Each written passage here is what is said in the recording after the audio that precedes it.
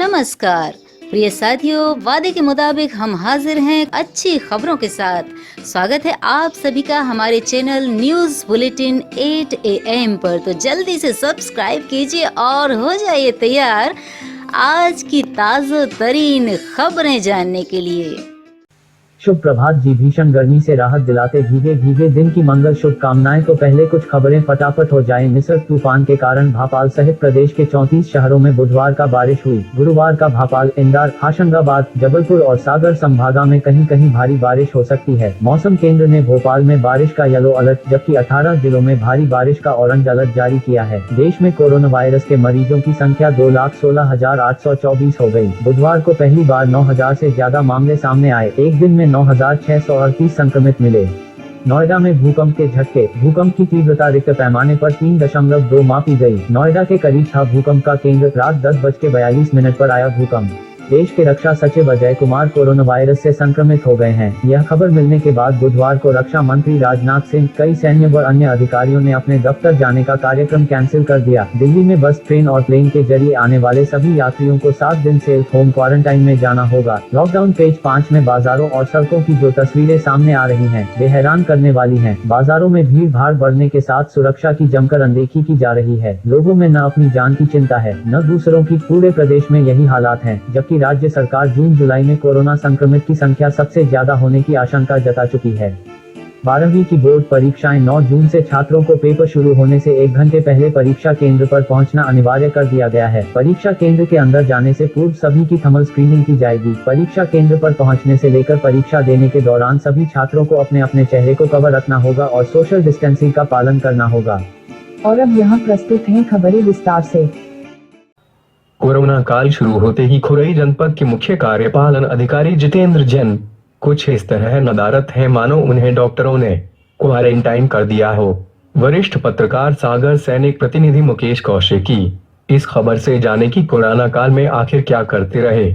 जनपद के मुख्य कार्यपालन अधिकारी जितेंद्र जैन ग्रामीण क्षेत्रों में लगातार बाहर से आ रहे मजदूरों की कोरोना वायरस जांच में जनपद के मुख्य कार्यपालन अधिकारी जितेंद्र जैन नहीं दिखा रहे गंभीरता।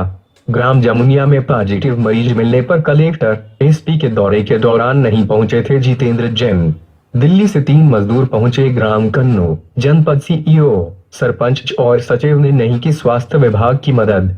जहां कोरोना वायरस से जंग लड़ने में कई अधिकारी कर्मचारी अपनी जान जोखिम में डालकर जनता की सेवा में दिन रात एक कर रहे हैं, तो वही 1-2 अधिकारी ऐसे भी हैं जो अपने कर्तव्यों का निर्वहन न करते हुए लापरवाही बरत रहे हैं। उनमें से एक है जनपद पंचायत के मुख्य कार्यपालन अधिकारी जितेंद्र जैन। उल्लेखनीय है कि अभी भी ग्रामीण क्षेत्रों में बाहर रह रहे मजदूरों का अपने पैतृक गांवों में आना निरंतर जारी है, परंतु गांवों में आने वाले मजदूरों की कोरोना वायरस की जांच में कुछ सरपंच और सचिव तत्परता नहीं दिखा रहे हैं। इसमें सबसे बड़ी लापरवाही सीईओ जितेंद्र जैन की सामने आ रही है। सभी को ज्ञात है कि जब ग्राम जमुनिया में पॉजिटिव मरीज मिलने की पुष्टि हुई तब सागर कलेक्टर और एसपी विलंब न करते हुए जमुनिया पहुंच गए थे, लेकिन जनपद के सीईओ जितेंद्र जैन वहां पर उपस्थित नहीं थे। शायद उनकी नजर में कलेक्टर, एसपी का दौरा करना कोई अहमियत नहीं रखता होगा। एक बार फिर इनकी लापरवाही सामने आई। स्वास्थ्य विभाग को दिन में जानकारी मिली कि दिल्ली से 3 मजदूर अपने गांव कन्नू लौटे हैं। दिल्ली से आने वाले 3 मजदूरों में 2 लड़का मनीष और काली है, तो वहीं एक लड़की खुशबू है। मनीष का 19 तारीख में विवाह होना है। यह तीनों गांव में गणेश आदिवासी ढिमरौली वालों के यहाँ रुके हैं। मामले को गंभीरता से लेते हुए डॉक्टर शेखर श्रीवास्तव बीएमओ ने जितेंद्र जैन को दूरभाष पर स्थिति से अवगत कराया, मगर जितेंद्र जैन ने यह कहकर पल्ला झाड़ लिया कि मैं किसी और को बता देता हूं। जबकि दूसरी ओर खुरई अस्पताल के अधिकारी चिंतित नजर आए कि दिल्ली से आने वालों की कोरोना वायरस की जांच नहीं हुई तो आने वाली मुसीबत के लिए कौन जिम्मेदार होगा। आखिर कन्नू गांव के कोटवार जमुना ने मामले को समझा और दिल्ली से आए मजदूरों को स्वास्थ्य विभाग के वाहन में बैठाकर अस्पताल के लिए रवाना किया। चूंकि अधिकारी इसलिए फिक्रमंद थे कि अलग से सागर से जांच की टीम को न बुलाना पड़े, क्योंकि कोरोना वायरस की जांच करने वाली टीम पहले से अस्पताल में मौजूद थी। वह स्टेट बैंक और रेलवे कर्मचारियों की जाँच के लिए सैंपल लेने आई थी। शासकीय अस्पताल में ब्लॉक मेडिकल अधिकारी शेखर श्रीवास्तव की मौजूदगी में सभी के सैंपल लिए गए। फिर भी लगातार आवाज उठ रही है कि ग्रामीण क्षेत्रों में बाहर से आने वाले मजदूरों की जांच के प्रति मुख्य कार्यपालन अधिकारी सजग क्यों नहीं है, अपनी जिम्मेदारी से क्यों भाग रहे हैं। सभी विभागों के अधिकारी कर्मचारी यह कहते देखे जा रहे हैं कि जितेंद्र जैन पर लापरवाही के मामले को अनुविभागीय अधिकारी मनोज चैस या कलेक्टर के संज्ञान में यह बात क्यों नहीं ला रहे हैं। कोरोना के लिए सैंपल के लिए जिले से टीम आई हुई है। कनऊ में, खुरई में और सरखड़ी में सैंपल लिए जाना है। तो ये सबकी मिला जुला कर जिम्मेदारी रहती है कि सचिव, वहाँ के कोटवार, वहाँ की एएनएम, वहाँ के एमपीडब्ल्यू सब लोग मिलजुल कर सैंपल करवाएं एवं जो लोग बाहर से आए हैं उनकी देखरेख करें। अगर कोई साइन सिम्टम आता है तो स्वास्थ्य विभाग को सूचित करें और सैंपल करवाएं।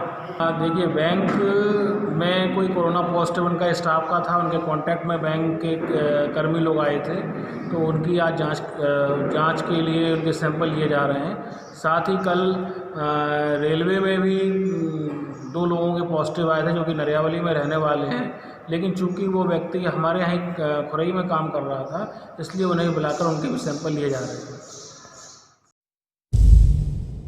कॉलेज की वार्षिक परीक्षा में छात्र छात्राओं को जबरन न्योता देकर उन्हें कोरोना वायरस से संक्रमित होने के पूरे इंतजाम कर लिए गए हैं।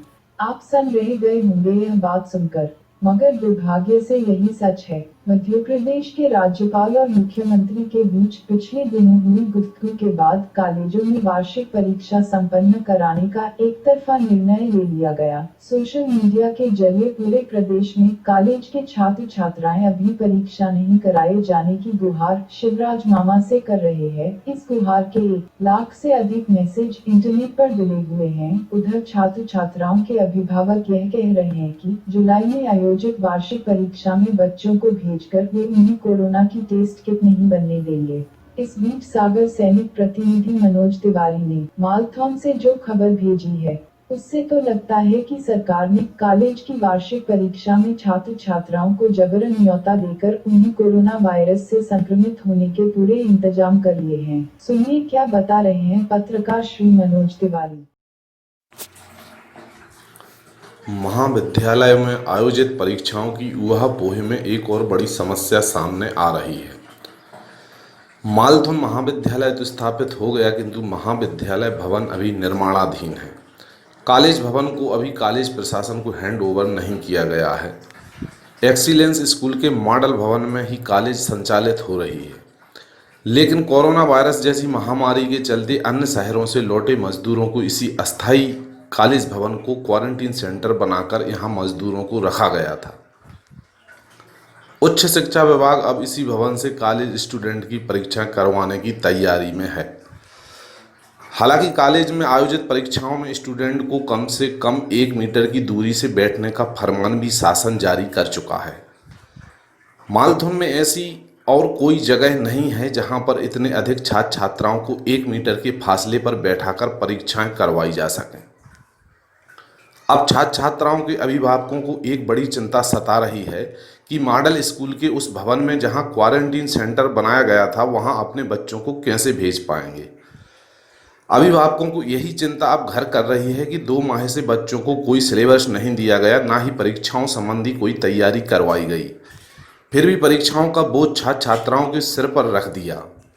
सरकार के इस निर्णय से यूथ कौम में भारी नाराजगी देखी जा रही है, तो वहीं अभिभावकों की प्रतिक्रियाएं भी सरकार को कोसने जैसी हैं। मध्य प्रदेश में कोरोना संक्रमण का सबसे ज्यादा शिकार अगर कोई शहर है तो वह इंदौर है। प्रशासन के तमाम अमले इंदौर में कोरोना पर नियंत्रण के लिए जी जान से जुटे हैं। इंदौर नगर निगम का अमला भी इसमें यानी कि सेवा कार्य में पीछे नहीं है। आइए देखते हैं इंदौर नगर निगम अमले के इस दृश्य को। इस सेवा कार्य के दरमियान इंदौर नगर निगम अमले का दूसरा चेहरा यह भी है। चलिए इसे भी देख लेते हैं। शरारत करना पड़ गया महंगा। इंदौर 2 मंजिले नगर निगम कर्मचारियों को उस समय शरारत करना महंगा पड़ गया जब उनका वीडियो वायरल हुआ और निगम आयुक्त तक पहुंच गया। उन 2 कर्मचारियों पर निगम कमिश्नर प्रतिभा पाल ने कार्यवाही की है। वायरल वीडियो में निगम के कर्मचारी रास्ते से गुजर रही महिलाओं पर जानबूझकर सैनिटाइजर का छिड़काव कर रहे हैं। बताया जा रहा है उक्त video Nehru Nagar main road का है। वीडियो में साफ दिख रहा है कि निगम के टैंकर पर बैठे दोनों कर्मचारी रास्ते से गुजर रही महिलाओं पर केमिकल का छिड़काव कर रहे हैं। निगम कमिश्नर द्वारा एक स्थायी कर्मचारी को निलंबित कर दिया गया है, जबकि दूसरे मास्टर कर्मी की सेवा समाप्त कर दी गई है। बाइट प्रतिभा पाल, निगम आयुक्त। डिसइंफेक्शन के काम का एक तरीका है और सभी पूरी टीम को हमेशा इस बात के लिए उनको बताया गया है कि उनको डिसइंफेक्शन का कार्य कैसे करना है।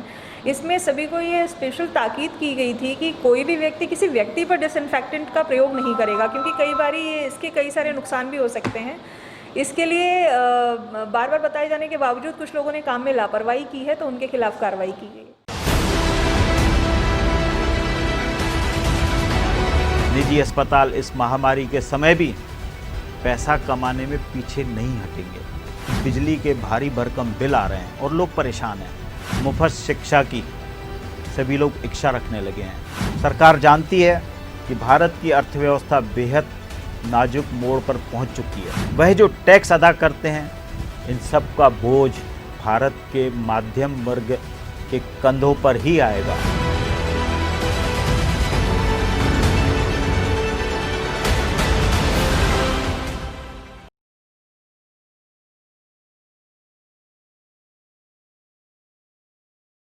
ट्रक ने सड़क पार कर रहे 3 लोगों को कुचला। घटना में एक युवक की स्पॉट पर मौत, 2 घायलों को एम्बुलेंस से जिला अस्पताल भेजा गया। एक्सीडेंट के तत्काल बाद परिजनों ने लगाया जाम खुलवाने पहुंची पुलिस से परिजनों ने की हाथापाई। सिविल लाइन थाना क्षेत्र का मामला। मालथौन से पत्रकार साथी और सागर सैनिक टीम के भाई सुरेंद्र जैन ने कुछ मार्मिक दृश्य भेजे हैं, जो कोरोना महामारी के बीच गरीबी और भूख को बयां करते हैं। सुरेंद्र जैन ने लिखा है, आत्मनिर्भर भारत दृश्य मध्य प्रदेश के मुखिया यानी बच्चों के मामा शिवराज सिंह चौहान के भांजे भांजी कोरोना काल में कबाड़ कूड़ा करकट में 2 जून की रोटी तलाश रहे हैं। यह क्या जाने कोरोना वायरस क्या है। मासूम पेट आग बुझाने के लिए रोजाना सुबह से कूड़ा करकट, नलियों और सड़कों के किनारे घूमकर जमा कचरा में टूटा फूटा प्लास्टिक, लोहा अन्य सामान ढूंढकर कबाड़ी दुकान पर बेचकर 2 पैसा अर्जित कर अपने परिवार का चला रहे हैं। यह आत्मनिर्भर भारत की यही तस्वीर है। शासन प्रशासन की योजनाएं राहत तक कब पहुंचेगी, प्रशासन जानकर भी इस और बेखबर है। ऐसा नहीं है, यह मासूम बच्चे सरकारी कार्यालयों के इर्द गिर्द भी टूटा फूटा सामना बीनते दिख जाएंगे। वर्तमान समय कोरोना वायरस का खतरा मंडराया है, लेकिन यह बच्चे हाईवे मार्ग स्थित वाहनों से गुजरने वाले मुसाफिर खाली बोतलें अन्य सामग्री डाला देते हैं। मालथौन कोरोना महामारी आपदा में मालथौन के संकुल केंद्र रजवास के शिक्षकों द्वारा 6.5 क्विंटल आटा कोरोना पीड़ितों को सागर के लिए दान किया। संकुल केंद्र प्रभारी CL आठिया भरत सिंह ठाकुर सुरेंद्र सिंह दांगी सहयोग करते हुए प्रदाय किया। पूर्व गृह मंत्री एवं खुरई विधायक भूपेंद्र सिंह नहीं करते थे पूर्ति। जी हां, अपने जन्म दिवस पर रक्तदान महादान शिविर लगाकर पूरे साल भर सरकारी अस्पतालों और बेसहारा जरूरतमंद मरीजों को कराते थे रक्त की आपूर्ति। कोविड-19 महामारी फैलने से इस वर्ष सागर में रक्तदान महादान का एक ऐसा वृहद आयोजन नहीं हो पाया, जिसके संपन्न होने से बुंदेलखंड मेडिकल कॉलेज और जिला चिकित्सालय में जरूरतमंद मरीजों को पूरे साल भर रक्त की आपूर्ति होती रही है। कोविड-19 के संक्रमण से उपजे हालातों में पूर्व गृह मंत्री एवं खुरई विधायक भूपेंद्र सिंह के जन्म दिवस 20 मई को आयोजित रक्तदान महादान शिविर संपन्न नहीं हो पाया, जिसकी महत्ता का पता अब चलता है कि सरकारी अस्पतालों में जरूरत के हिसाब से रक्त उपलब्ध नहीं है। 1 जून के दैनिक भास्कर में खबर है कि जिला अस्पताल स्थित ब्लड बैंक में महज 9 यूनिट ब्लड ही रविवार तक उपलब्ध था। एक अन्य निजी अस्पताल को मिला लें तो शहर में कुल 12 यूनिट ब्लड की उपलब्धता थी। ऐसे में सिर्फ 3 दिनों तक ही ब्लड मरीजों को मिल पाता। खबर में आगे बताया गया है कि रोटरी क्लब फिनिक्स और नवंबर युवक पाटीदार समाज मंडल द्वारा आयोजित रक्तदान शिविर में 31 यूनिट रक्त एकत्रित हुआ, जिससे अगले 10 दिनों तक ब्लड की उपलब्धता रहेगी।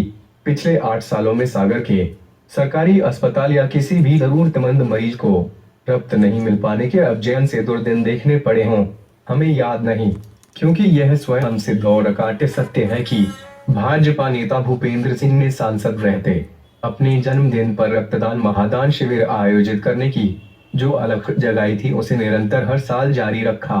तब भी जब वे मध्य प्रदेश सरकार में गृह और परिवहन मंत्री थे, तथा तभी जब वे पिछले साल वर्ष 2019 में विपक्षी दल के विधायक थे। कोविड-19 संक्रमण के कारण इस वर्ष 20 मई 2020 को भूपेंद्र सिंह के जन्म दिवस पर रक्तदान महादान शिविर नहीं लग पाने से सरकारी अस्पतालों में रक्त की उपलब्धता कैसी रहेगी, यह तो समय ही बताएगा। भूपेंद्र सिंह के रक्तदान महादान शिविर आयोजन की व्यवस्था में महत्वपूर्ण भूमिका निभाने वाले किरदारों में से एक नाम है श्री राजेश पंडित, जिनके द्वारा उपलब्ध कराई जानकारी यहाँ प्रस्तुत है। सागर में पिछले 8 वर्षों से रक्त की कमी की भरपाई 20 मई को भूपेंद्र सिंह के जन्मदिन के अवसर पर हजारों कार्यकर्ताओं द्वारा स्वेच्छा से रक्तदान करने से होती थी। 8 वर्षों में ऐसे युवाओं ने रक्तदान किया जो हमेशा इस क्षेत्र में पीछे रहते थे।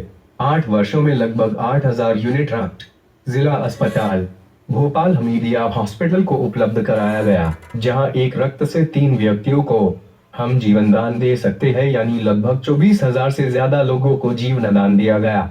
साथ ही 4 वर्ष पूर्व जनहित में एक ब्लड डायरेक्टरी भी उन्हीं रक्तदाताओं की बनाई गई जो 3 वर्षों में रक्तदान कर चुके थे। भूपेंद्र सिंह ही एक और डायरेक्टरी उन रक्तदाताओं की तैयार करा रहे हैं जिन्होंने पिछले 8 सालों में उनके द्वारा आयोजित शिविरों में रक्तदान किया है। कल 3 जून को अल्प प्रवास पर सागर पधारे भारतीय जनता पार्टी के प्रदेश अध्यक्ष BD शर्मा ने पूर्व गृह मंत्री एवं खुरई विधायक भूपेंद्र सिंह से उनके बामोरा निवास पर सौजन्य मुलाकात की। प्रधानमंत्री नरेंद्र मोदी के आह्वान पर संकल्प लेते हुए पूर्व गृह मंत्री एवं खुरई विधायक भूपेंद्र सिंह PM नरेंद्र मोदी के आह्वान पर संकल्प लेता हूं कि मैं भारत के संविधान द्वारा निर्देशित नागरिक कर्तव्यों का पालन करूंगा। मैं राष्ट्रीय एकता, लोकतंत्र के मूल्यों, समता मूलक समाज के निर्माण, सर्वधर्म समभाव व मूल्य आधारित राजनीति को प्रोत्साहित करूंगा। मैं देश के स्थानीय उत्पादों के निर्माण को प्रोत्साहन देने के लिए मिशन के रूप में कार्य करूंगा व यथासंभव लोकल उत्पादों का ही उपयोग करूंगा। कोविड-19 से लड़ने हेतु सामाजिक जागरूकता, स्वास्थ्य एवं स्वच्छता के अभियान को आगे बढ़ाऊंगा।